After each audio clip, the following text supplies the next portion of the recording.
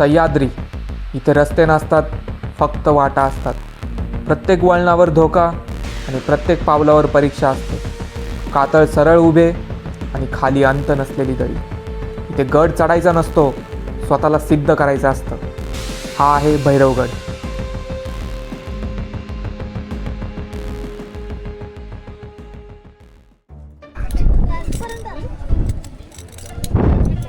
हरा कालूराम इधर सो गया है थक के। उसका महंगा बस बैठ कर खाऊंगा मेरी जगह।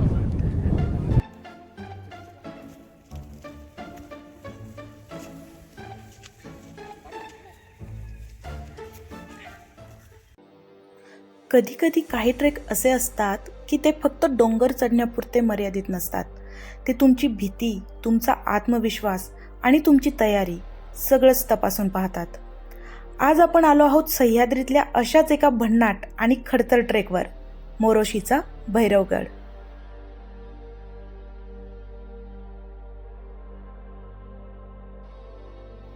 माळशेज घाट परिसरात मोरोशी गावाजवळ उभी असलेली ही वॉल दुरून पाहिल्यावरच समजतं की हा साधा गड नाहीये. सरळ उभा खडक, अरुंद वाटा आणि शेवटचा पूर्ण एक्सपोज रॉक पॅच. इथे चढाई म्हणजे खरंच एक चॅलेंज आहे. भैरवगड हा महाराष्ट्रातील टफेस्ट ट्रेकपैकी एक मानला जातो. इथे फक्त स्टॅमिना पुरेसा नसतो, फोकस, ग्रिप आणि योग्य डिसिजन घेण्याची क्षमता लागते. पण एकदा वर पोहोचलात की सह्याद्रीचा जो 360 डिग्री नजारा दिसतो ना, तो सगळा थकवा एका क्षणात नाहीसा करतो. आणि जर तुम्हाला असेच भन्नाट ट्रेक्स, सह्याद्रीतील ऑफबीट ठिकाण आणि रिअल ट्रेकिंग एक्सपिरियन्स बघायला आवडत असतील तर तुम्ही योग्य ठिकाणी आला आहात. मी आहे आरती आणि तुम्ही पाहत आहात आरती फिरस्ती. हा चॅनल नवीन आहे, पण इथं तुम्हाला मिळणार आहे एकदम खराखुरा नो फिल्टर ट्रेकिंग एक्सपिरियन्स. म्हणून व्हिडिओ शेवटपर्यंत नक्की बघा आणि जर आवडला तर चॅनलला सबस्क्राईब करा, कारण तुमचा एक सबस्क्राईब मला अजून भन्नाट ठिकाण एक्सप्लोर करण्यासाठी मोटिवेट करतो. तर चला, तयारी पूर्ण आहे, गिअर रेडी आहेत आणि आता वेळ आली आहे मोरोशीच्या भैरवगडाला भिडायची.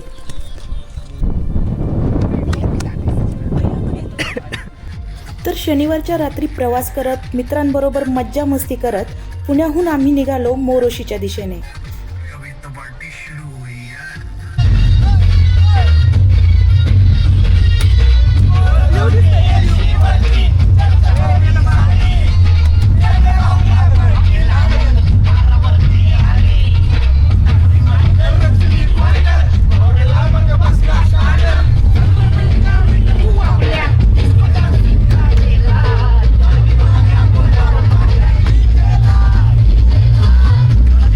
रात्रभर धिंगाणा घालून पहाटेच्या 4ला आम्ही पोहोचलो मोरोशी या गावात.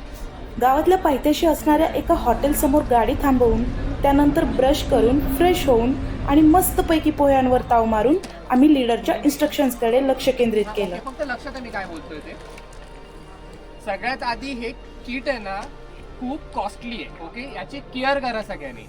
याच्यामध्ये हेल्मेट आहे, याला कॅराबिनर बोलतात, कॅराबिनर आहे. हा स्लिंग आहे याचा, ओके, आणि हे हार्नेस आहे. जसं घेऊन जाताय तसं परत रिटर्न आलं पाहिजे, कारण या एका कॅपची जी किंमत आहे, जे हेल्मेट आहे याची 5 ते 6 हजार रुपये किंमत आहे एका हेल्मेटची. ओके, कॅराबिनरची. स्वतःची कॅप, कॅराबिनर घेऊन पहाटेच्या 5ला आमच्या ट्रेकची सुरुवात झाली. हॅलो मित्रांनो, आज आहे संडे आणि आज आम्ही जात आहोत भैरवगड ट्रेकसाठी. तर सकाळचे वाजलेले आहेत 5 आणि आम्ही सगळी तयारी करून आता भैरवगडच्या दिशेने जातो आहे. ट्रेक थोडासा डिफिकल्ट आहे. सकाळी लवकर निघावं लागतं. नियर अबाउट काही ग्रुप, तर आम्ही आलो त्याच्या आधीच काही ग्रुप 1-3:30 वाजता गेलेत आणि आम्ही आता 5 वाजलेत आणि आम्हीसुद्धा आता ट्रेकसाठी निघतो आहे. तर बघूया ट्रेकमध्ये लाईव्ह कसा एक्सपिरियन्स येतो आणि तो सगळा मी तुमच्यासोबत शेअर करणार आहे. So stay tune. पहाटेच्या प्रसन्न वातावरणात हातातील मोबाईलचा टॉर्च चालू करून सुंदर अशा चंद्राच्या साथीने पायवाट तुडवत आम्ही निघालो भैरवगडच्या दिशेने. रस्त्यात दगडाला ठेचाळण्याच्या भीतीने रस्ता दिसत नसला तरी आंधळ्यागत रस्त्याचा अंदाज घेत जीव मुठीत धरून आमची वाटचाल चालूच होती. बऱ्यापैकी अर्धा प्रवास तर अंधारातच पूर्ण करून जंगल ट्रेक एक्सपिरियन्स घेत आम्ही भैरवगडाच्या खाली असलेल्या पठारावर पोहोचलो. त्यावेळी बऱ्यापैकी उजाडलं होतं.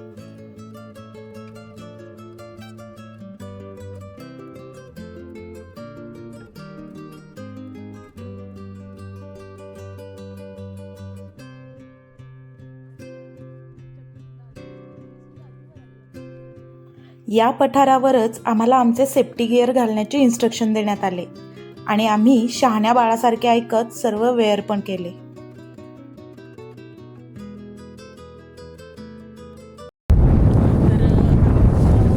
फर्स्ट बॅचला आणि हा जो वर दिसतोय तुम्हाला हा आहे भैरवगड आणि अजून तो दिसतो एवढ्या जवळ बट तिथे जवळ जाण्यासाठी अजून खूप वेळ आहे आणि आम्ही इथे बसून आता सध्या आमचे हार्नेस वगैरे बांधून घेतलेले आहेत आणि इथपर्यंत यायची वाट ही तुम्हाला आतापर्यंत दिसली नाही आहे कारण पूर्णपणे जेव्हापासून आम्ही निघालो तेव्हापासून पूर्णपणे अंधारच अंधार होता. आता मस्तपैकी वारं सुटले आणि अंधारामध्ये तसं पण काही शूट येणार नव्हतं आणि आत्ता जी वाट आहे वर येण्याची जी वाट आहे ती बऱ्यापैकी निसरडी वाट आहे. म्हणजे छोटे छोटे माती दगड खूप सारे आहेत आणि त्याच्यावरनं इझिली तुमचे बूट घसरू शकता. त्यामुळे येताना थोडंसं व्यवस्थित तुम्हाला यावं लागेल. आणि वर आल्यानंतर हे जे पठार आहे हे पठार तुम्हाला दिसतं आहे आणि ह्या पठारावर वर जवळजवळ 4 ग्रुप्स गेलेले आहेत आणि आमचा ग्रुप खाली आहे. शक्यतो वाटतंय की अजून वेळ लागेल. चढायला पण वेळ लागणार आहे, उतरायला पण वेळ लागणार आहे. सो सगळं इझी गोईंग चालू आहे कारण वर जाऊन पण बसायचं आहे आणि ऊन तर भरपूर होणार आहे. त्यामुळं उन्हापासून पण थोडंसं सुरक्षित राहायचा प्रयत्न करू. इथे येताना सगळ्यात मेन प्रिकॉशन हे घ्यायचे आहेत की तुम्ही येताना बऱ्यापैकी पाणी घेऊन यायचं आहे. मिनिमम 2.5 ते 3 लिटर पाणी बरोबर हवं आहे कारण वर येताना रस्त्यामध्ये कुठेही पाणी मिळत नाही आहे. वर पण पाणी मिळत नाही आहे. वर तर विषयच राहिला आहे की तिथे कुठे पाणी असेल कारण हा फक्त एक कातळकडा आहे आणि हा कातळकडा शक्यतो एक वॉच टावर म्हणून आहे. तसं म्हणजे असा किल्ला वगैरे टाईप नाही आहे बट हा एक वॉच टावर आहे. हा खूप उंच आहे आणि इथून आजूबाजूच्या परिसरावर नजर ठेवण्यात येते. त्यामुळं हा एक खूप महत्त्वाचा आणि खूप युनिक शेप असलेला भैरवगड आहे. त्याचं पुढे शूटिंगमध्ये तुम्हाला दिसणारच आहे. युनिक शेप म्हणजे फक्त एक वॉल आहे, पूर्णपणे वॉल आहे. वॉलच्या सरफेसवर अगदी थोडीशी जागा आहे आणि तो चढण्यामध्ये खूप मजा येणार आहे. आणि तिथे गेल्यावर त्याचं चढण्याचं स्ट्रक्चर कसं आहे ते मी तुम्हाला दाखवणारच आहे. तोपर्यंत स्टे ट्यून. मोरोशीचा भैरवगड सह्याद्रीतील एक अनोखी जिओलॉजिकल रचना आहे. हा किल्ला हिस्टॉरिकल रेकॉर्ड्समध्ये फार डिटेल डॉक्युमेंटेड नाही पण ट्रेकिंग आर्टिकल्समध्ये सांगितलं आहे की याचा उपयोग पूर्वी ऑब्झर्वेशन आणि आसपासच्या ट्रेड राऊटवर नजर ठेवण्यासाठी झाला असेल. ब्रिटिश इरामध्ये काही पायऱ्या आणि स्टेप्स तुटले असल्यामुळे आजही समिटवर जाणं टेक्निकल आणि चॅलेंजिंग आहे. या ट्रेकचा अनुभव अत्यंत डिमांडिंग आहे. इथे नॅरो एक्सपोजर, रॉक पॅचेस आणि काही भागात हात आणि पाय दोन्ही लागणारी चढाई आहे. समिटवरून सह्याद्रीच्या इतर डोंगर रांगा जसे की हरिश्चंद्रगड, तारामती टोक, अलंग, मदन, कुलंग तसेच नानाचा अंगठा हे सगळं स्पष्ट दिसतं, ज्यामुळे हा एक ॲडव्हेंचरस आणि सिनिक ट्रेक बनतो. गाईज याल ना इथून आता जाऊ पुढे कंटिन्यू करू. ओके. ही आहे आमची ट्रेक लीडर वैष्णवी. सांग जरा थोडक्यात सांग किती वर्षावरनं ट्रेक करते तू? तसं 1 वर्ष झालंय माझं ट्रेक चालू आहे. तसं हा माझा भैरवगडचा 3रा ट्रेक आहे.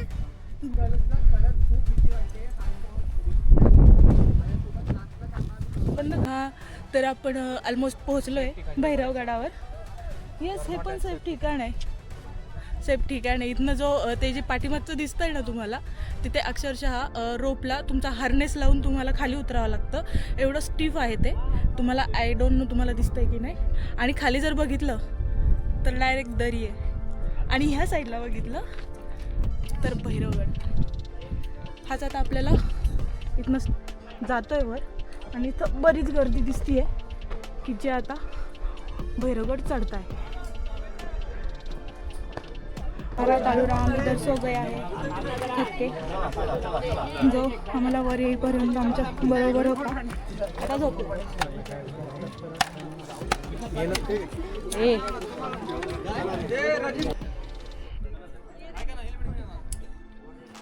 ट्रेक लीडरकडनं इन्स्ट्रक्शन घेत फायनली आम्ही भैरवगडच्या पायथ्याशी पोहोचलो।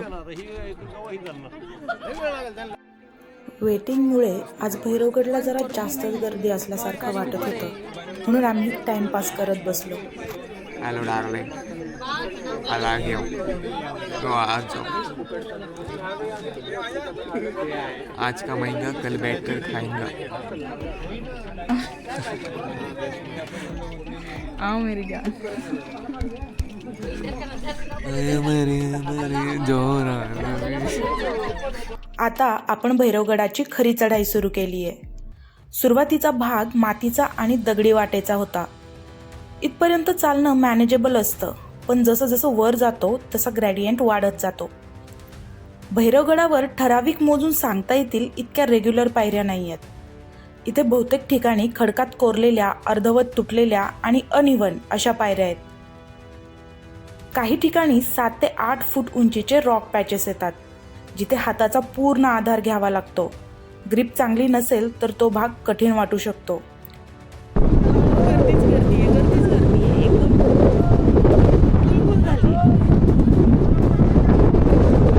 एवढी गर्दी आहे, प्रत्येक वेळी वेटिंग करायला लागते 5-10 मिनिट। सर्वात अवघड भाग शेवटच्या टप्प्यात येतो।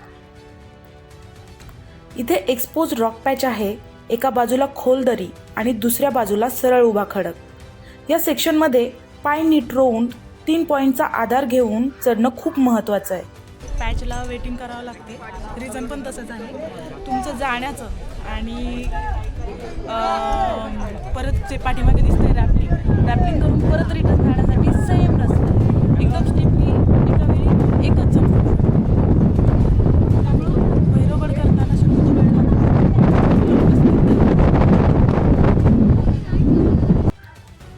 पावसाळ्यात किंवा ओलसर हवामानात हा भाग अत्यंत धोकादायक ठरू शकतो। काही ग्रुप्स इथे रोप वापरतात। बेसपासून समिटपर्यंत साधारणतः 2.5 ते 3.5 तास लागू शकतात। टीमचा पेस, रेस ब्रेक आणि क्राऊडवर अवलंबून असतं। वॉलचा टेक्निकल भाग साधारणतः 45 मिनिट ते 1 तास घेतो।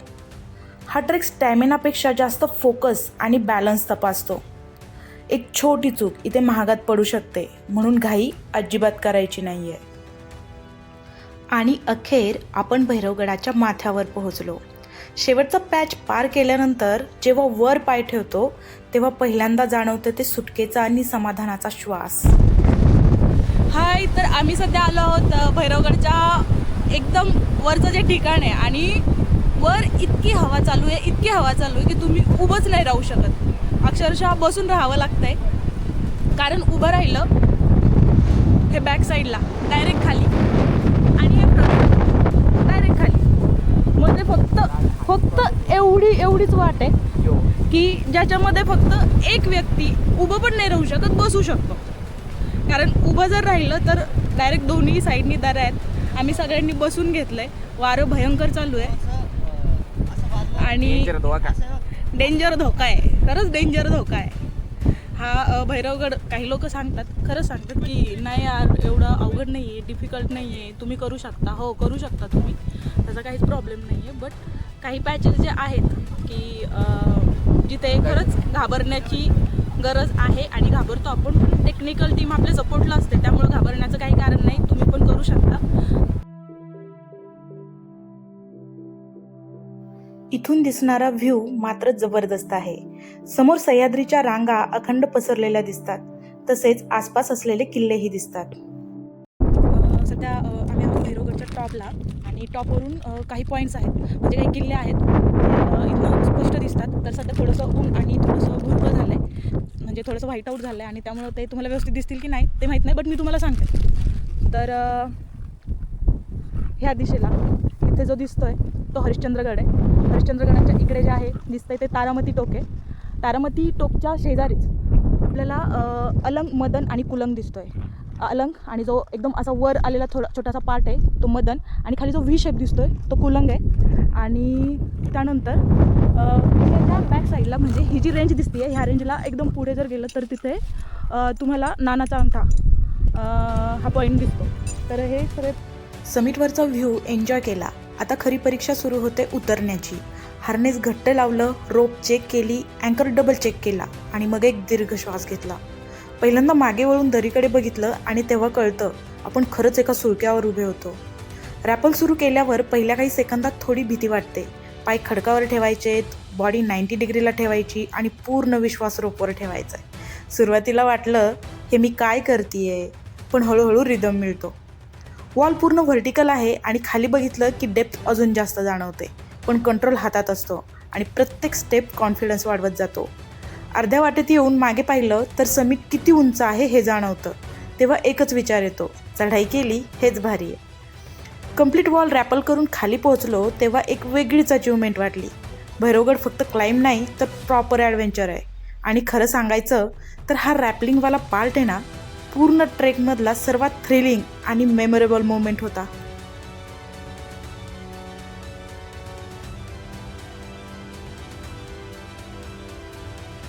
भैरवगडाचा हा भन्नाट अनुभव मनात साठवून आता आम्ही परतीच्या वाटेला लागलोय.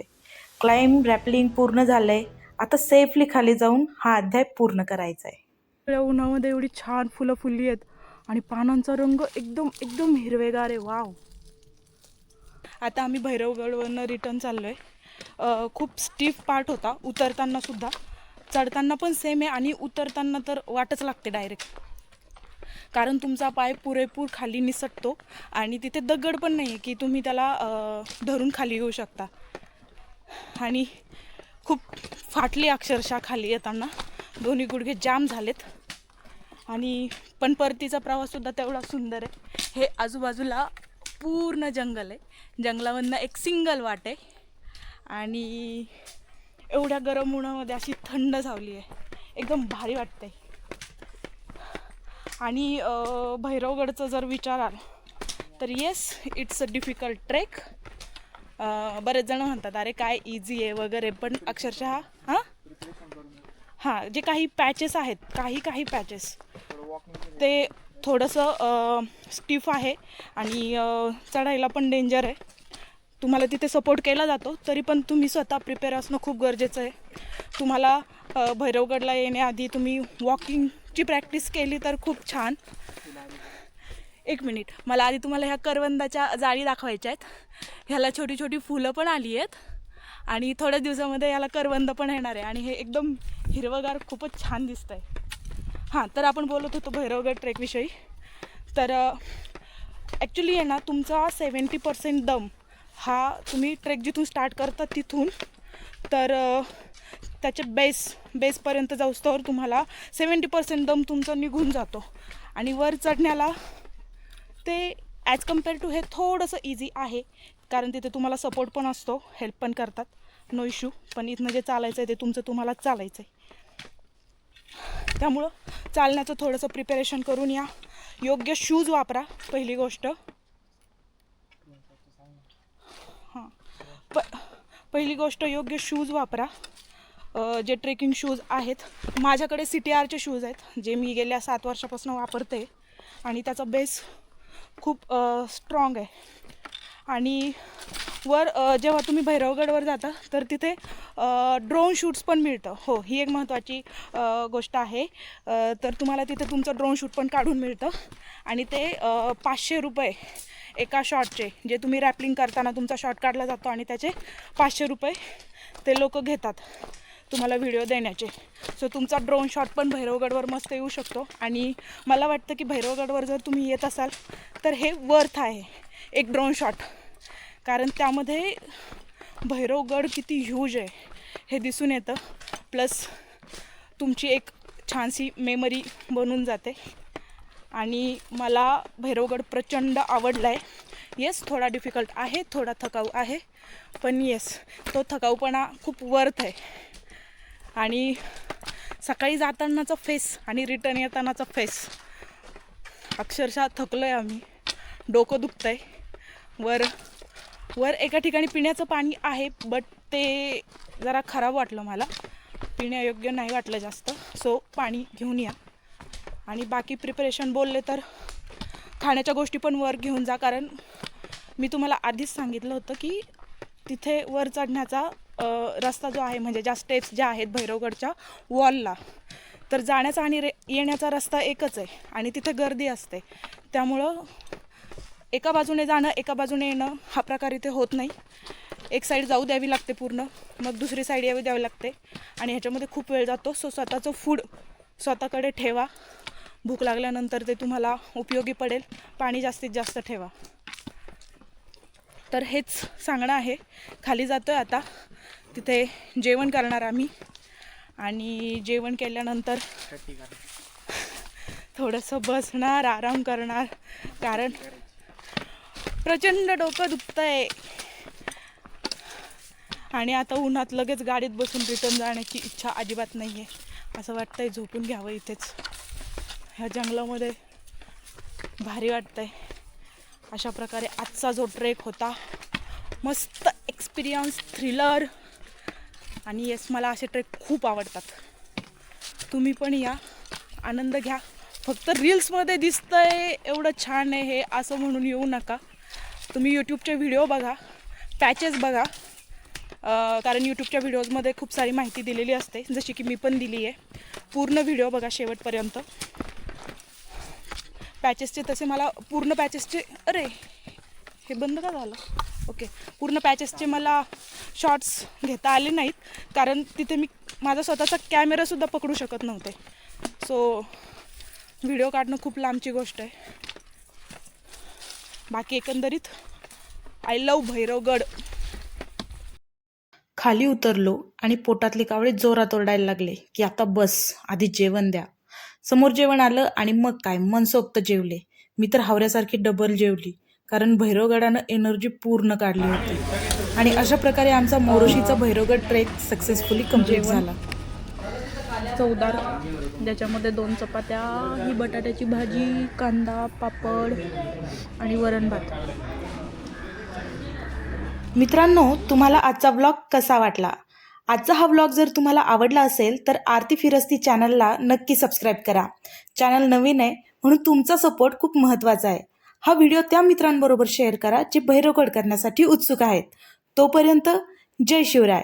हसत राहा, खेळत राहा आणि सगळ्यात महत्त्वाचे फिरत राहा. आता भेटूया नेक्स्ट व्लॉगमध्ये. तोपर्यंत गुड बाय.